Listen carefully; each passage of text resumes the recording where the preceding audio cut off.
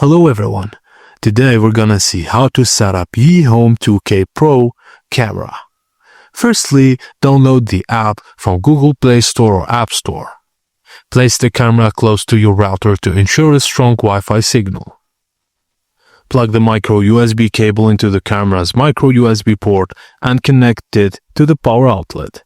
The yellow light should blink after a few seconds. Use a clip to press and reset button located on the back of the camera and wait for the yellow light to come again.